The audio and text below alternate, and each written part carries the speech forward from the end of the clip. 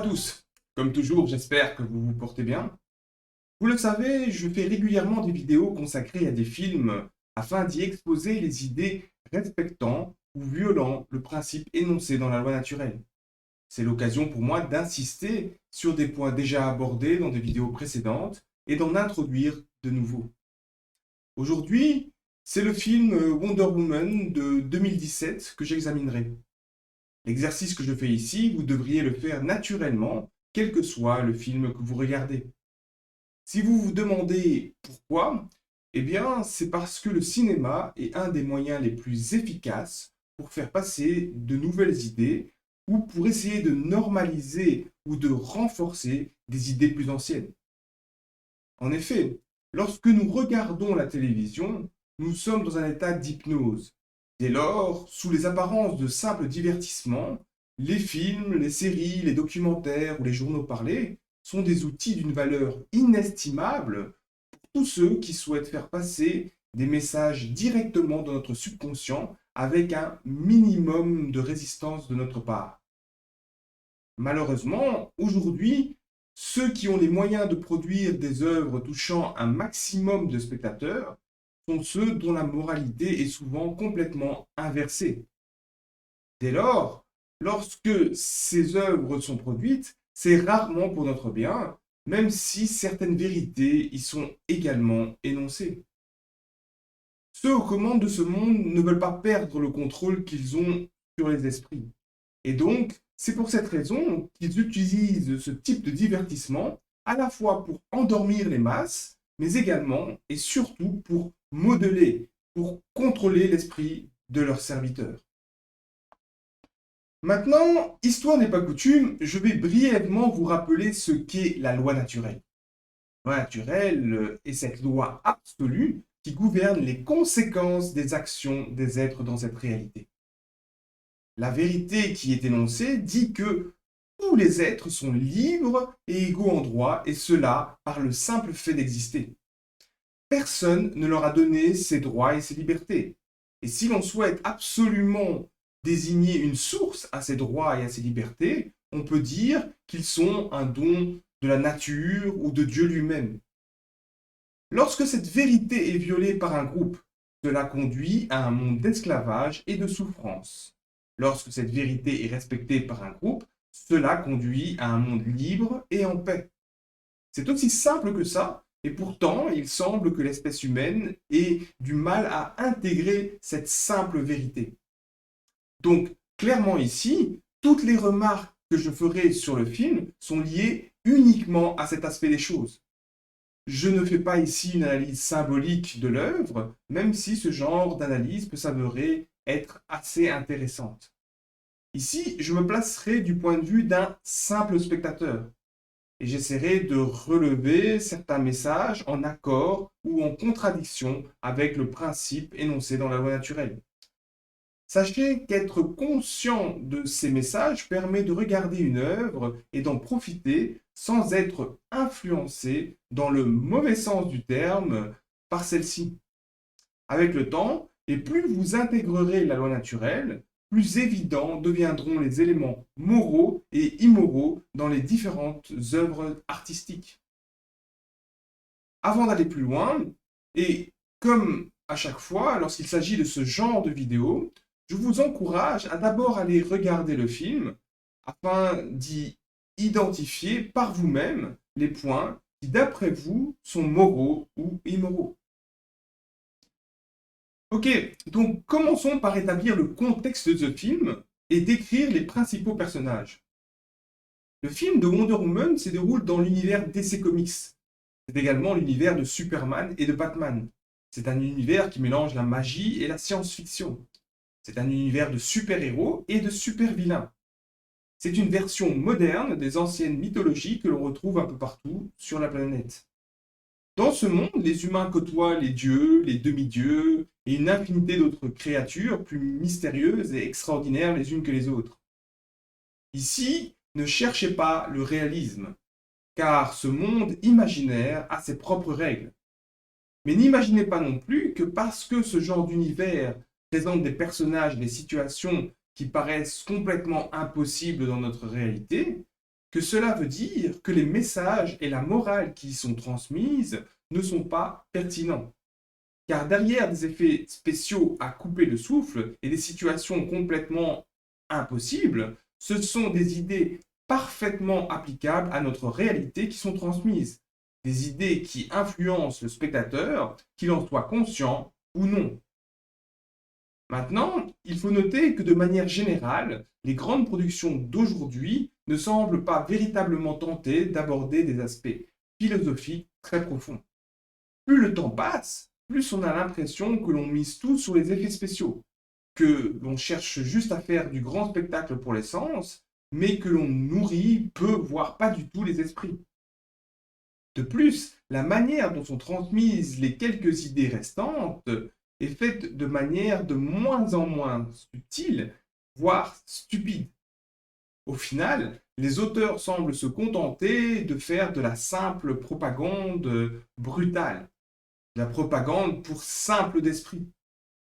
Le fait qu'ils puissent penser que cette façon peu subtile de faire passer les idées puisse fonctionner sur le spectateur en dit long sur le mépris qu'ils ont des masses. À l'image de l'éducation actuelle, le but ici est l'endoctrinement pur et simple, et non pas l'éveil. Le film que je commenterai ici, c'est spécifiquement le Wonder Woman de 2017 avec l'actrice Gal Gadot. Ce film a eu un énorme succès dans le monde entier et a rapporté des centaines de millions de dollars. Donc je vous laisse imaginer le nombre d'individus, enfants et adultes, qui ont potentiellement été influencés par les idées qui y sont véhiculées. Ce film se déroule pendant la Première Guerre mondiale entre 1914 et 1918. Cette guerre est une des plus belles démonstrations de la stupidité et de la folie dont sont capables des nations composées d'endoctrinés sous l'influence de psychopathes et autres sociopathes. Dans ce film, ne cherchez pas l'exactitude historique. Ici, les Allemands sont décrits comme des agresseurs sanguinaires, inhumains, prenant des esclaves, violents, pillant, torturant, etc. L'autre camp, celui des Alliés, comme les Américains, les Anglais ou les Français, sont dépeints comme les gentils, qui ne cherchent qu'à se défendre et qui, eux, respectent les droits fondamentaux des individus. Ici, on se croirait écouter les médias occidentaux lorsqu'ils parlent du conflit actuel entre l'OTAN et la Russie.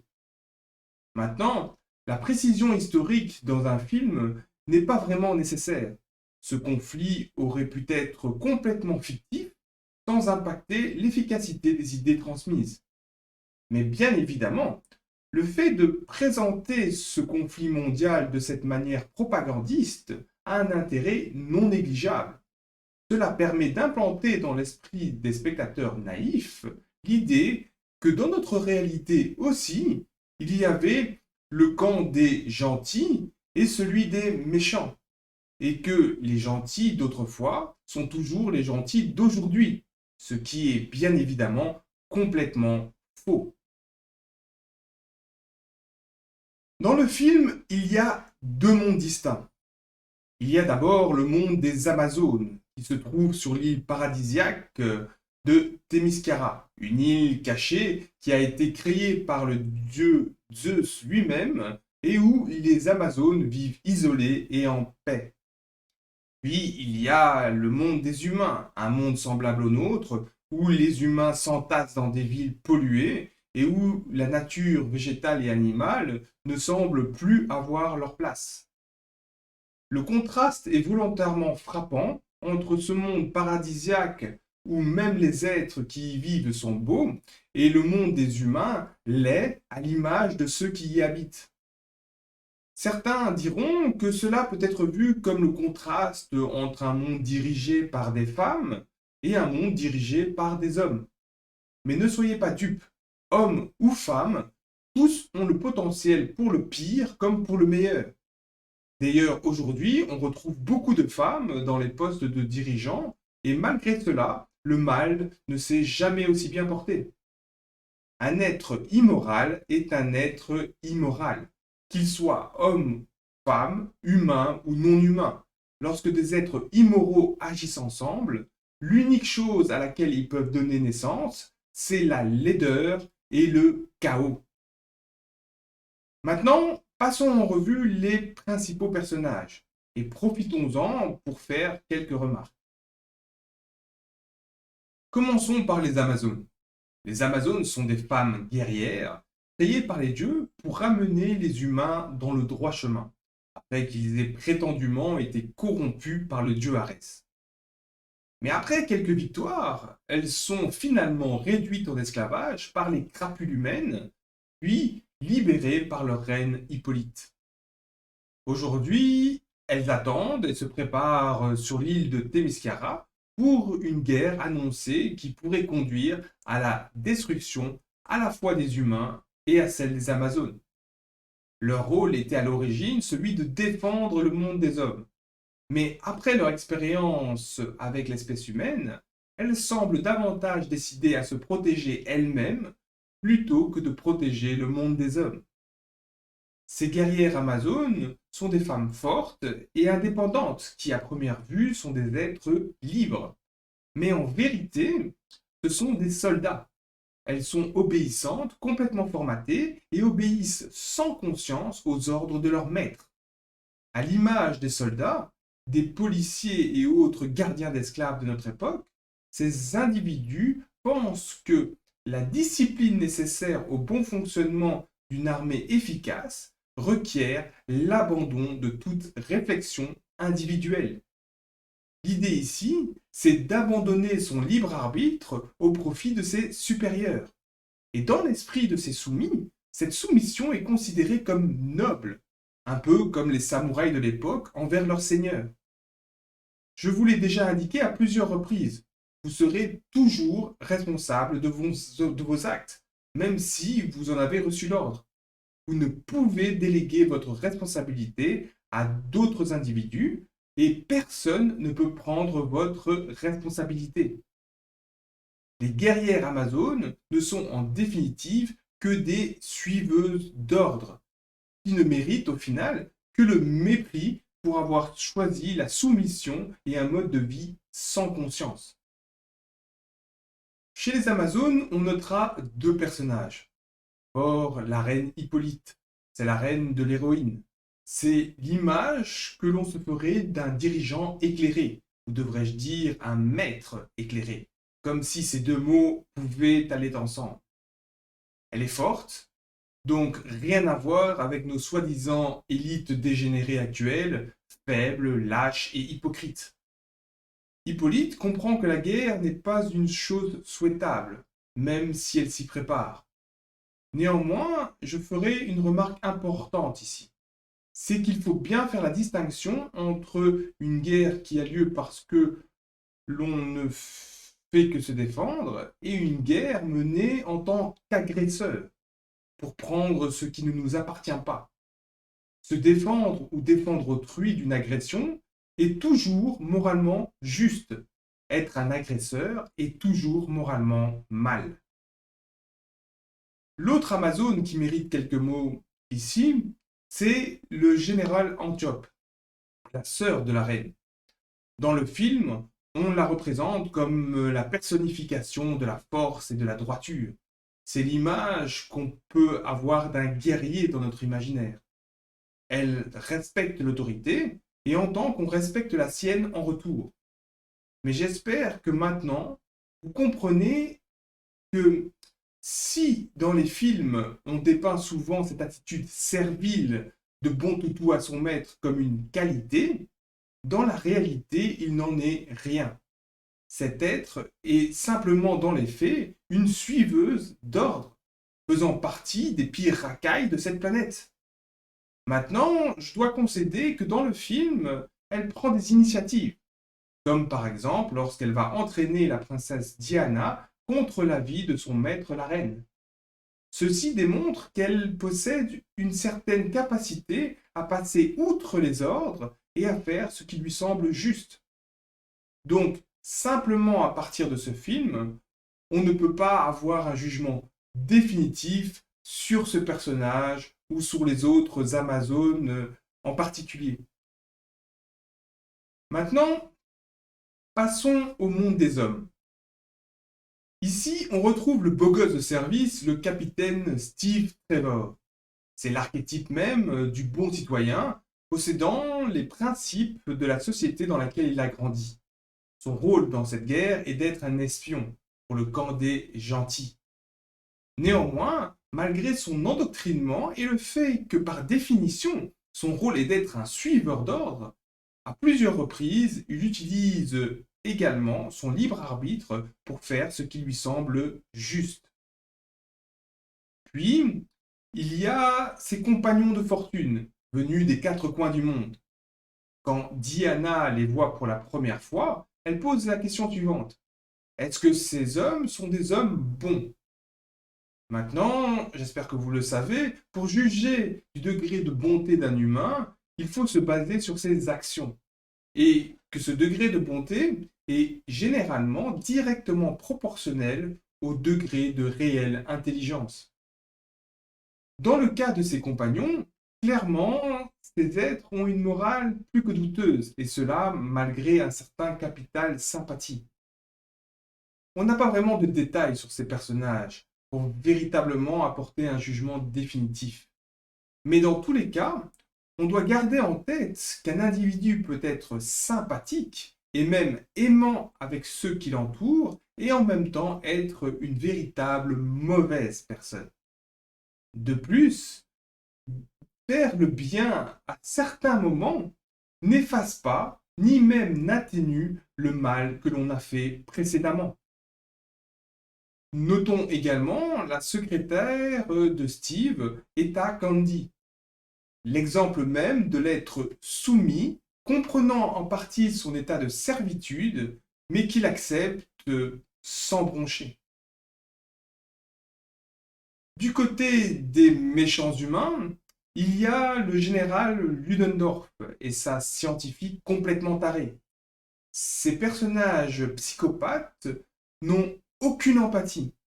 Ils sont une belle représentation des tyrans et des dégénérés que l'on retrouve à l'appel dans les gouvernements, les institutions militaires et autres organisations scientifiques, entre guillemets. Et le pire, c'est que dans le film, ces vilains sont encore loin d'atteindre le degré de dégénérescence et de brutalité que l'on retrouve dans notre réalité. Ok, donc maintenant, passons aux deux personnages principaux de l'histoire. Commençons par Arès, le super vilain. Arès est le dieu de la guerre. Il est conscient de l'extrême beauté de cette réalité et il méprise les humains qu'il souhaite voir disparaître.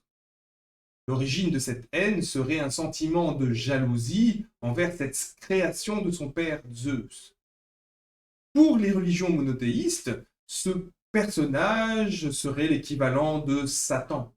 Cet être possède un bon intellect et du courage pour agir. Par contre, il est totalement dénué d'empathie pour les êtres humains. Donc, vous le savez maintenant, on ne peut pas le qualifier d'être véritablement intelligent.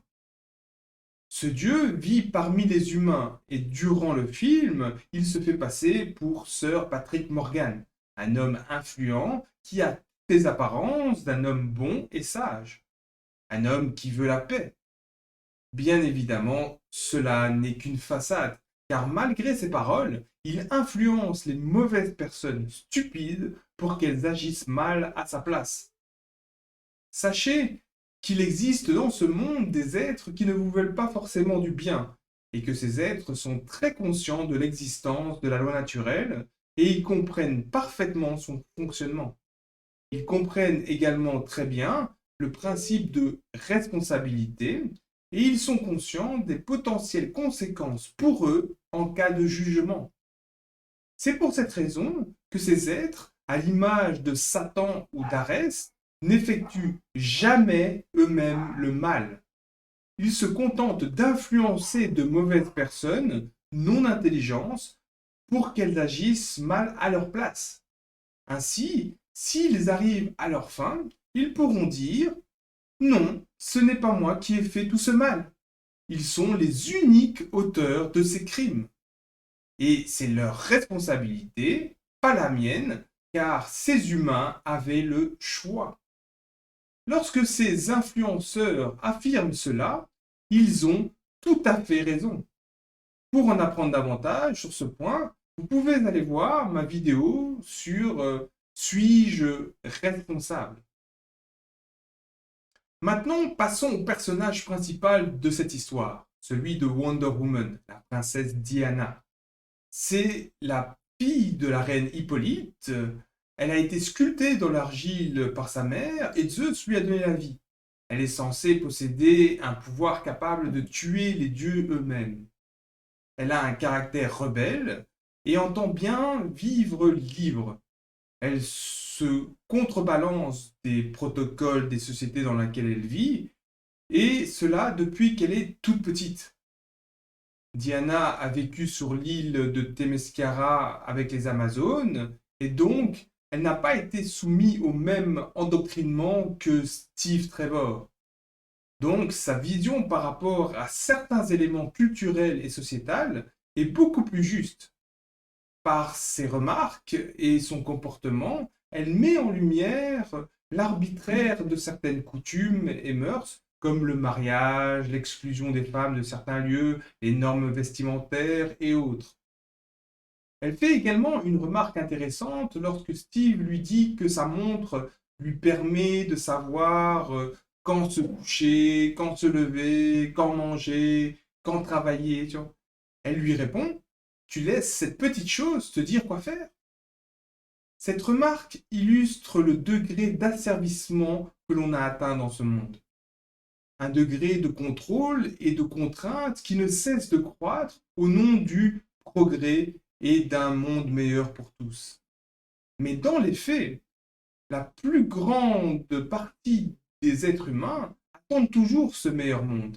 Et en entendant, ils voient leurs conditions sans cesse se dégrader. Je vous l'indique souvent, la vision de Diana est la vision que l'on devrait adopter face à tous les rites et les coutumes qui paraissent aller de soi. Car lorsque ces rites ne violent pas les droits des êtres qui nous entourent, aucun souci. Par contre, lorsque ces rites violent les droits fondamentaux des êtres, ces coutumes, même si elles sont millénaires ou bien elles ont été validées par tel ou tel saint, doivent être abolies. Cet esprit libre est une belle qualité, mais à mon avis, l'élément le plus important chez ce personnage, sa plus belle qualité, c'est son empathie. Elle n'aime pas voir les autres êtres souffrir et elle n'hésite jamais à leur venir en aide si elle le peut. Elle est guidée par son cœur et son amour pour la justice avec un grand J. Un élément intéressant, c'est qu'elle forme avec Batman et Superman ce que l'on a appelé la Trinité. À l'instar du Père, du Fils et du Saint-Esprit chez les chrétiens, nous avons ici Batman, Superman et Wonder Woman.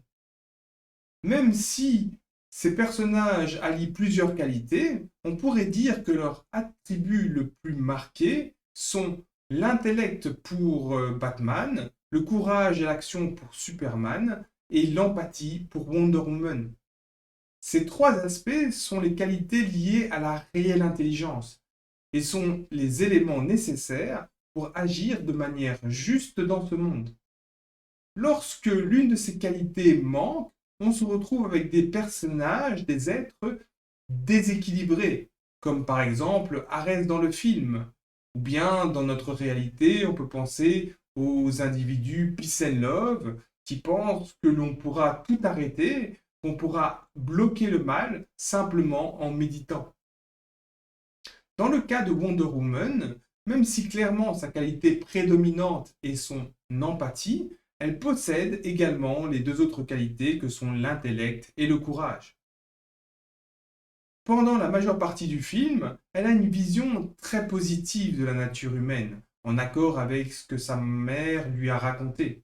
Elle pense que tout le mal dont est capable l'espèce humaine vient de l'influence d'Arès, et que si l'on retire cette influence, les humains redeviendront les êtres bons et gentils comme ils étaient à l'origine.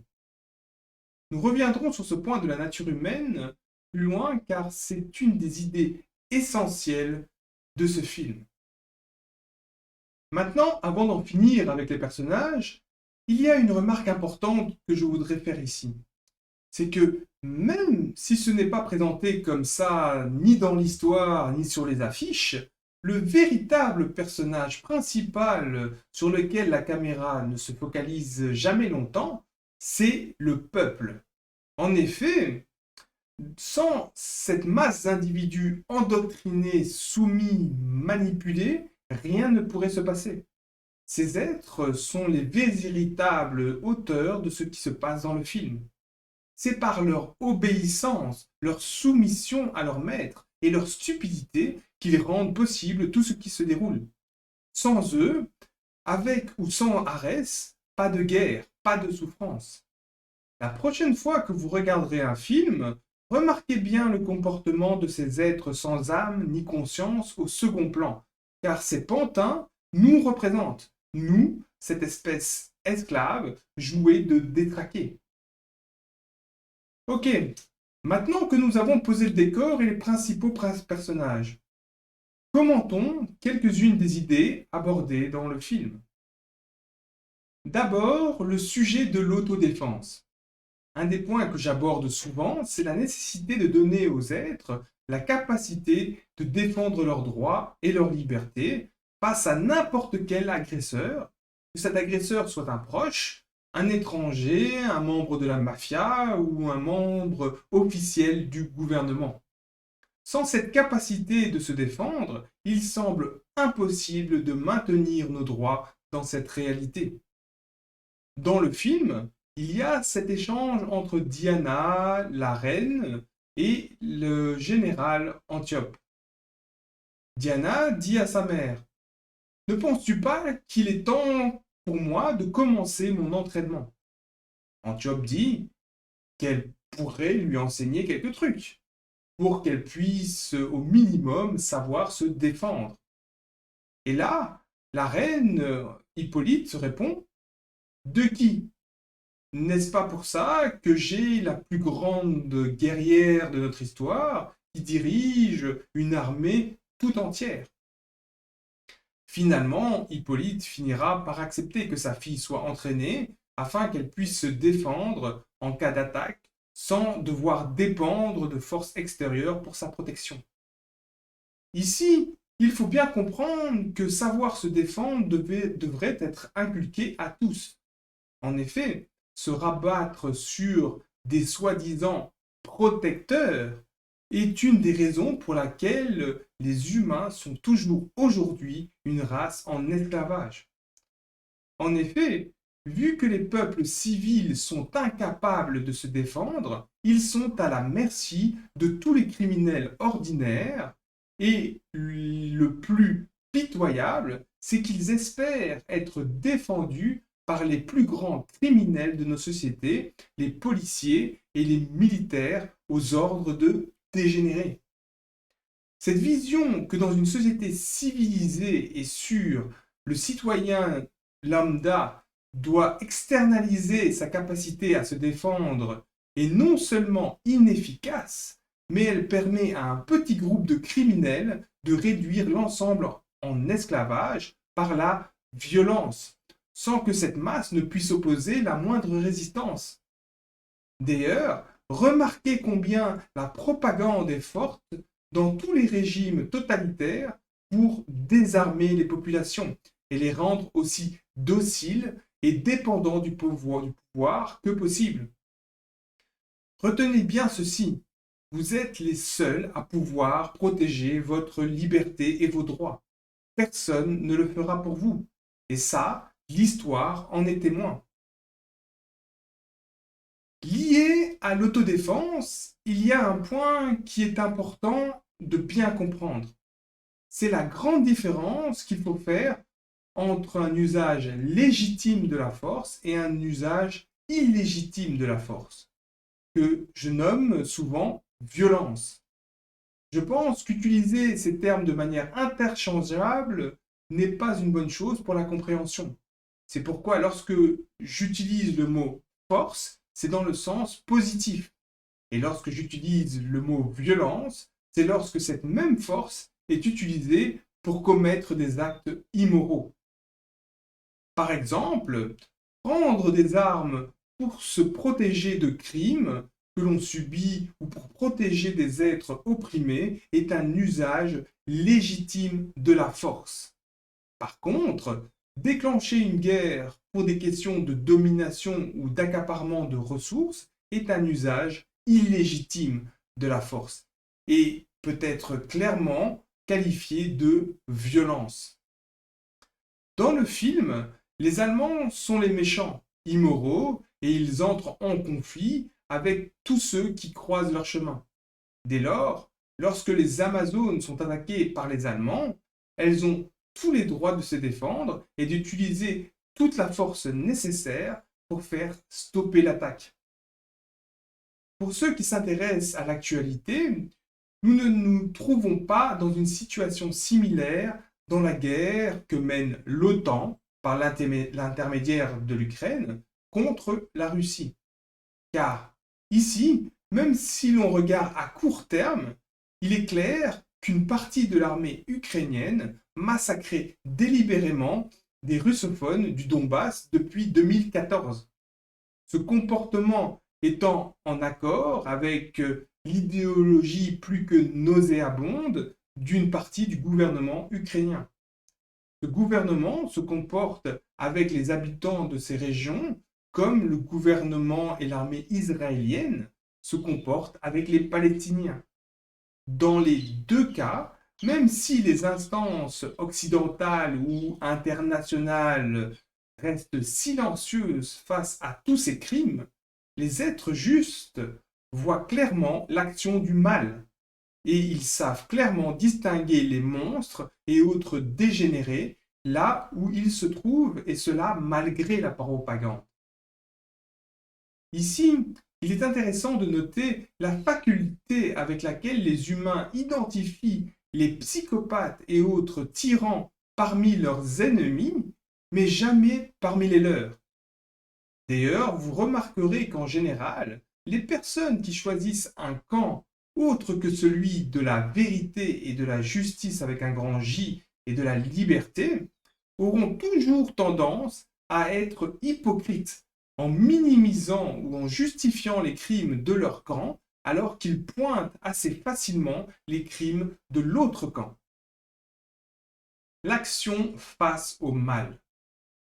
Le père de Steve disait que si tu vois quelque chose de mal se produire dans le monde, tu peux soit ne rien faire, soit tu peux faire quelque chose. Et Steve dit avoir déjà essayé de ne rien faire. Comme je vous l'avais dit dans la vidéo Comment agir face au mal, la vérité c'est que vous ne pouvez pas vous contenter de ne rien faire face au mal. Surtout quand vous avez les moyens d'agir pour l'arrêter. Vous ne devez pas laisser le mal agir à sa guise et vous devez lui tenir tête à votre niveau, bien évidemment. Clairement, Diana comprend mieux cette vérité que sa mère Hippolyte, qui aujourd'hui est devenue un être craintif, alors que jadis elle avait combattu avec courage pour libérer les siens. La reine connaît le prix du combat contre le mal. Et aujourd'hui, après des siècles de paix, elle n'a plus le courage de perdre son confort pour s'opposer une fois de plus à ce mal. De son côté, Diana sait qu'une bonne personne ne laisse pas le mal agir impunément alors qu'elle peut l'arrêter. Diana est guidée par des principes moraux et elle les suit même si cela signifie la mort de son corps physique. Notez que tant que l'on n'a pas laissé le mal atteindre des niveaux inacceptables, souvent il suffit de ne pas collaborer avec lui pour l'arrêter directement dans sa course.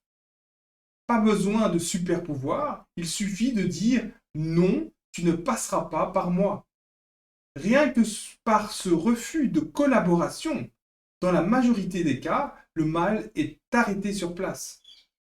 Le mal prospère uniquement parce qu'une majorité des individus de faible volonté collaborent avec lui. La soumission à l'autorité. La soumission à l'autorité est une des pires maladies à laquelle doit faire face l'espèce humaine. Et il n'est donc pas étonnant qu'elle fait partie intégrante de la plupart des histoires. Cette soumission est présentée comme quasiment naturelle pour l'espèce humaine. Dans le film, lorsque la reine Hippolyte raconte l'histoire des origines des Amazones à la petite Diana, elle présente les humains comme des êtres créés par les dieux pour leur être soumis. Cette idée que les êtres humains sont une espèce esclave qui par nature doit être soumise aux dieux et par conséquent à leurs représentants sur Terre est une idée totalement fausse et immorale. Je vous rappelle, il n'y a aucune autorité d'un être sur un autre. Vous n'avez à être soumis à personne. Et franchement, pensez-vous vraiment qu'un Dieu tout-puissant aurait besoin de votre misérable soumission? À quoi cette soumission pourrait-elle bien lui servir s'il est vraiment tout-puissant? Dans la scène où Hippolyte trouve Diana en train de s'entraîner avec sa sœur Antiope, alors qu'elle l'avait interdit, elle dit « Il semble que je ne suis pas la reine vénérée que je devrais être. » Ce genre de phrase suggère qu'il y a des êtres qui méritent d'être vénérés. Or, clairement, aucun être ne mérite d'être vénéré. La vénération d'un être n'est pas immorale en soi, mais elle montre une totale incompréhension du principe énoncé dans la loi naturelle, qui stipule clairement l'égalité en droit de tous les êtres. La vénération conduit à la soumission, à l'acceptation d'obéir sans exercer son propre discernement entre le bien et le mal. La vénération aveugle conduit généralement au mal, car ceux qui acceptent d'être vénérés sont généralement des êtres à la morale douteuse. Un être bon n'acceptera jamais d'être vénéré, et jamais il ne demandera à ceux qui l'entourent de le faire. Une autre scène, c'est là où Steve dit à Diana qu'ils doivent retourner à Londres et discuter avec les hommes qui peuvent mettre fin à la guerre. Cette phrase illustre le degré de décadence atteint par l'humanité. Les humains, leur vie et celle de leurs enfants, sont soumis à la volonté de psychopathes manquant totalement d'intelligence.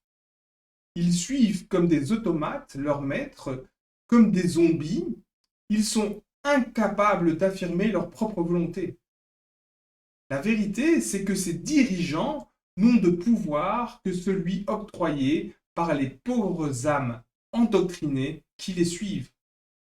Car soyons sérieux, dans les faits, comment un de ces politiciens gras, faibles et souvent vieux pourrait arrêter la moindre bataille? Et surtout, comment pourrait-il débuter le moindre conflit?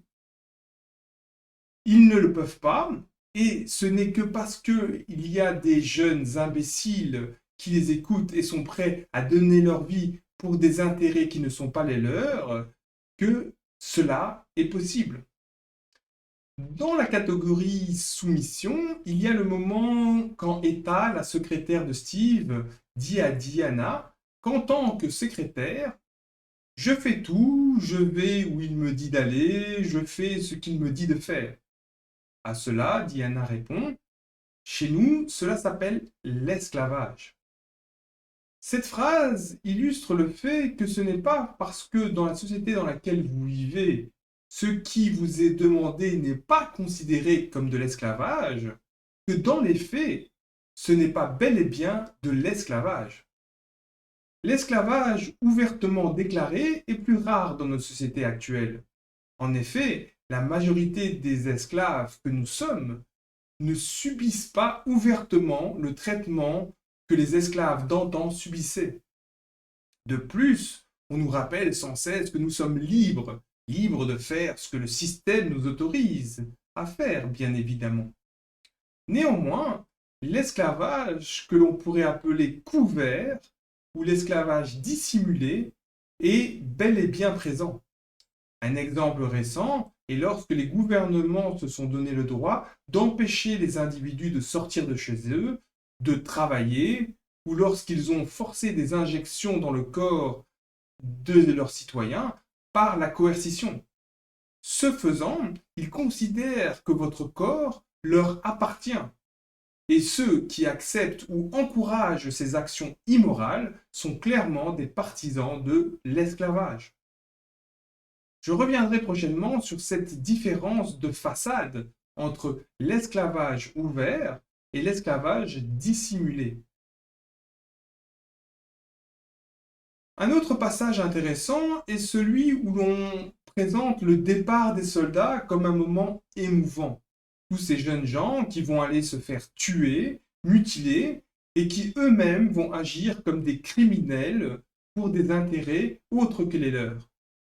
Puis, quelques minutes plus tard, on voit une version édulcorée de ce qu'offrent véritablement les guerres aux hommes, surtout à ceux du bas de la pyramide. Et pour toute cette souffrance, ils n'auront comme récompense que le mépris de ceux qui les dirigent. Et pire que ça, l'univers lui-même et leur propre âme, si elle existe, les méprisera pour leurs actions. Car comprenez bien que dans la plupart des guerres de l'histoire moderne, il y a rarement eu un camp qui ne faisait que se défendre. Ces guerres sont des machinations poussées par des êtres dégénérés à l'image d'Arès.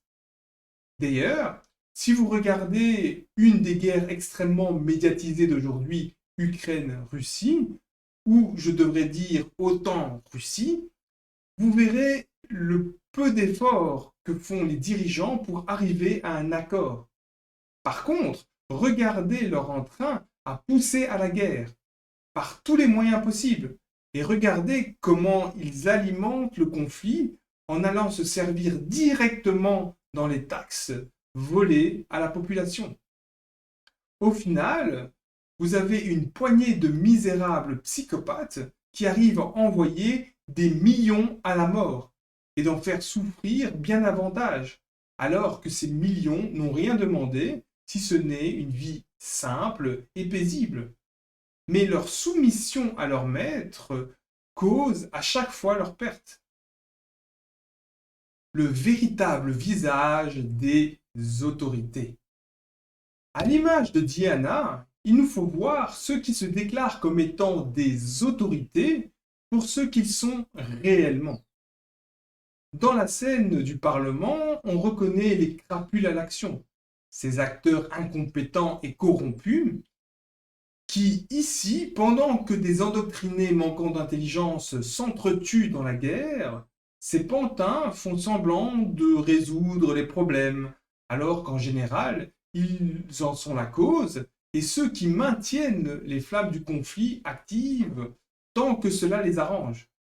Ce qui est intéressant ici, c'est que l'on voit Arès parmi eux, sous les traits de celui qui veut la paix, sachant pertinemment que ce qu'il propose conduira à plus de chaos et ultimement à la destruction de tout sauf de ses intérêts. Le mal revêt souvent les habits de lumière pour arriver à ses fins, mais son objectif final est toujours un objectif égoïste. D'où l'importance d'être toujours attentif, de juger les êtres pour ce qu'ils font et surtout ne jamais, au grand jamais, agir en violant le principe de la loi naturelle. Ainsi, on s'assure que même si on est trompé, on limitera les dégâts pour soi et pour les êtres qui nous entourent. Arès sait comment manipuler les êtres immoraux, possédant peu de conscience et encore moins d'intelligence. Ces politiciens démontrent leur bêtise lorsqu'ils sont choqués parce qu'une femme ose entrer dans leur salle. Cette scène ne paraît peut-être plus d'actualité aujourd'hui, mais si vous prenez non pas une femme, mais un individu sans masque, par exemple, les tarés incultes d'aujourd'hui réagiraient probablement de la même manière. Ne croyez pas que les consciences aient évolué. Les codes et les règles changent simplement en fonction des intérêts des maîtres de ce système. Notez qu'une phrase commune à tous ces dégénérés en temps de guerre, ici est prononcée par Arès sous les traits de Sir Patrick Morgan. Il dit « Notre but est d'atteindre la paix à n'importe quel prix ». Cette phrase et tous ses dérivés sont entendus partout dans les médias quand il s'agit du conflit OTAN-Russie. Ce genre de phrase est claire, même si les gens ne la comprennent pas. Elle signifie sans ambiguïté que oui, ils ne reculeront devant aucune action immorale, ils n'hésiteront pas à sacrifier autant de vies que nécessaire pour atteindre leurs objectifs. Et clairement, la paix ne fait pas partie de leurs objectifs prioritaires. Dans le même ordre d'idées, il y a cette phrase dite par le général anglais, donc un des généraux du camp des gentils. Lorsque Steve lui dit que le gaz va tuer tout le monde dans les deux camps, le général lui rétorque « Mourir, c'est ce que les soldats font ». Encore une fois, on voit le mépris qu'ont ceux qui prennent les décisions pour la vie humaine et pour la vie en général. Le général considère ce conflit comme un jeu d'échecs. Il est prêt à sacrifier autant de pions que nécessaire pour arriver à la victoire. Les pions ne sont bien évidemment pas des membres de son entourage. Dans cette scène, on voit que Diana voit clairement ce général pour ce qu'il est, un lâche, et elle le lui dit sans détour. Dans l'autre camp, celui des méchants, c'est exactement la même chose.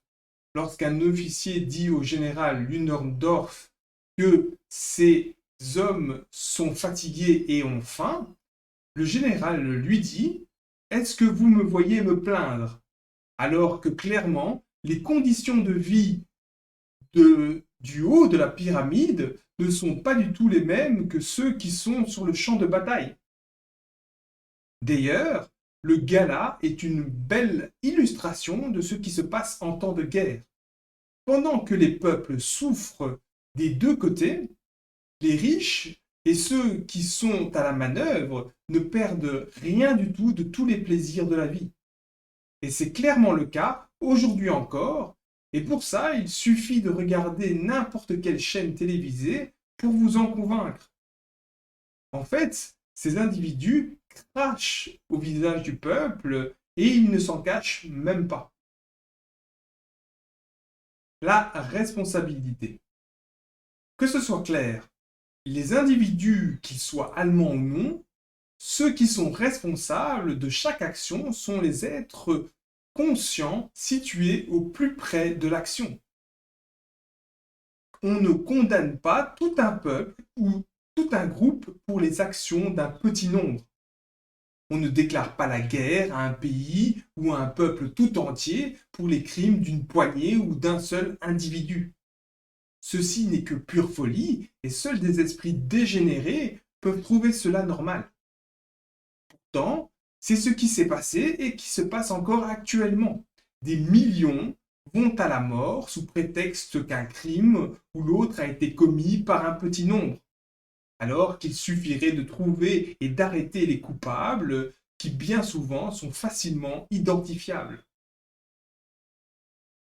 La nature humaine. Maintenant, venons-en à un des sujets principaux de ce film, la nature humaine. Pour ceux qui ne l'auraient pas encore regardé, vous pouvez aller voir ma vidéo « Les humains sont-ils des monstres ?» Dans cette vidéo, je vous indique très clairement que les humains sont pareils à des machines, qui même si elles ont une tendance naturelle au bien, peuvent être programmées pour le mal. Dans le film, lorsque la reine raconte l'histoire des origines des Amazones à la petite Diana, elle présente les humains comme des êtres créés pour être soumis aux dieux. mais elle dit également que les humains sont des êtres bons à l'origine, mais qu'ils ont été corrompus par le dieu Arès qui les pousse à commettre des crimes car ils sont facilement corruptibles. C'est cette vision de l'humanité qui va accompagner Diana presque jusqu'à la fin du film. Durant le film, on assiste à quelques scènes montrant la sauvagerie des humains entre eux, même si c'est une version édulcorée de la réelle sauvagerie dont ils sont capables. Leur sauvagerie n'a d'égal que la créativité sadique dont ils sont capables. Mais bien évidemment, les humains n'agressent pas uniquement leurs semblables. Ils agressent et maltraitent également les animaux et potentiellement tous les êtres qui rentrent en leur contact. C'est l'occasion de bien insister sur ce point, car, en effet, tant que les humains commettront des crimes sur les animaux et les plus innocents des êtres, n'espérez pas qu'ils se conduisent mieux entre eux. Diana le comprend, même si, comme je l'expliquerai dans une prochaine vidéo, utiliser des chevaux comme un moyen de transport est un crime, même s'ils sont bien traités. Les chevaux également ont le droit d'être libres, et donc, sans leur accord, les dresser est un crime. Mais cela, Diana ne le voit pas, car, après tout, cela fait partie de l'endoctrinement Amazon. Lorsque Diana se rend compte que l'élimination de celui qu'elle pensait être la source du mal ne change rien, elle est dégoûtée et commence à se demander si ces humains méritent vraiment d'être sauvés. À ce moment-là, Steve lui dit « Peut-être que les hommes ne sont pas toujours bons. Arès ou pas Arès, peut-être que c'est ce qu'ils sont. » Un peu plus tard, Arès appuie cette vision en affirmant que les humains ne méritent que la destruction. Il dit que les humains ont toujours été et seront toujours faibles, cruels, égoïstes, capables des pires horreurs. Ils sont moches et remplis de haine. Tout ce que dit Arès n'est qu'en partie vrai, car dans les faits, et de par leur comportement actuel, oui, les humains sont des êtres méprisables. Mais cette condition est due à un mauvais formatage dès la naissance. C'est uniquement parce qu'il y a un système immoral mis en place par des dégénérés depuis des millénaires que génération après génération, les humains restent dans leur ensemble des êtres mauvais et immoraux. Mais cette mauvaise programmation ne signifie pas que leur nature même est d'être mauvais. De son côté, Diana continue de penser que les humains méritent d'être sauvés, car après tout, elle est la personnification de l'empathie, la personnification du cœur.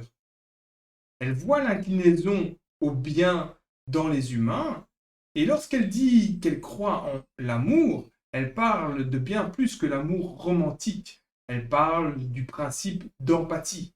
L'empathie qui fait que l'on en a quelque chose à foutre, que l'on se soucie de l'autre, et cela, quelle que soit sa nature. À la fin, après plusieurs décennies, on nous présente une Diana comme un être plus sage, qui est beaucoup plus mature. Et à ce moment-là, elle dit que maintenant, elle a compris qu'au fond, il y aura toujours les deux aspects qui coexisteront au sein des humains, la face du mal et celle du bien.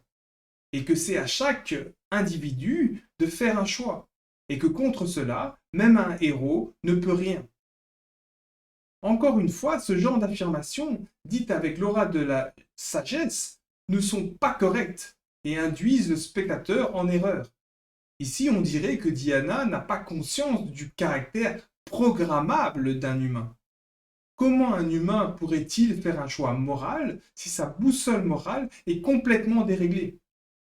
Donc oui, même si les humains, à l'exception des psychopathes et autres malades mentaux, ont une inclinaison naturelle au bien, mal programmés, la plupart d'entre eux sont capables des pires atrocités. On voit bien ici qu'il y a une véritable différence de niveau de compréhension entre Arès, qui comprend parfaitement le fonctionnement de la psyché humaine et sa nature programmable, et Diana, qui elle ne semble pas en avoir conscience. Arès connaît la réponse au pourquoi. Il connaît la cause et l'utilise à son avantage. C'est pour cette raison que Diana, à l'instar de nombreux héros, ne pointe jamais de manière claire et sans ambiguïté le système et l'éducation qui y est faite. Elle ne s'en prend jamais à ceux qui dirigent et à leurs instances soi-disant démocratiques. C'est la raison pour laquelle les humains ne changent pas et ne changeront jamais, quelles que soient les actions qu'elle entreprendra. Son action est inefficace parce qu'elle n'a pas su répondre à la question de pourquoi sont-ils comme ça. Dès lors, elle n'a pas ciblé la réelle cause. La cause, c'est l'endoctrinement, la mauvaise éducation des humains dans leur ensemble et les instances et les structures qui maintiennent les humains en esclavage. Arès ou pas Arès, aujourd'hui, c'est cette mauvaise éducation, ce manque de morale qui fait partie du fonctionnement même des sociétés humaines. C'est là que l'on doit agir en priorité si l'on souhaite vraiment changer les choses. Toutes les autres actions ne seront que des coups dans l'eau et leur impact ne pourra être que superficiel et temporaire dans le meilleur des cas. Ce point est très important car ce n'est pas propre à Wonder Woman. En général, les héros ne connaissent pas la réponse au pourquoi de la situation dans laquelle se trouve l'humanité. Ils se battent au niveau des effets et non pas au niveau des causes. Vous les verrez tous risquer leur vie pour sauver X ou Y personnes, mais bizarrement, ils ne s'attaquent jamais aux causes. Si les héros voulaient vraiment changer les choses, changer le monde, ils dénonceraient les systèmes qui perpétuent cet endoctrinement. Ils dénonceraient les gouvernements, les institutions religieuses et les autres mécanismes de contrôle qui violent les droits et les libertés des êtres. Mais au lieu de ça, les héros vont s'attaquer aux méchants terroristes, mais généralement, ils n'agissent pas contre les gouvernements prétendument démocratiques qui, eux, tuent et détruisent les vies de milliards d'individus. Dans le film, une scène qui dit tout et qui prouve que rien n'a changé, c'est la scène avec la victoire du camp des gentils. Ici, on voit tous les soumis agiter des petits drapeaux nationaux et des images de leurs maîtres.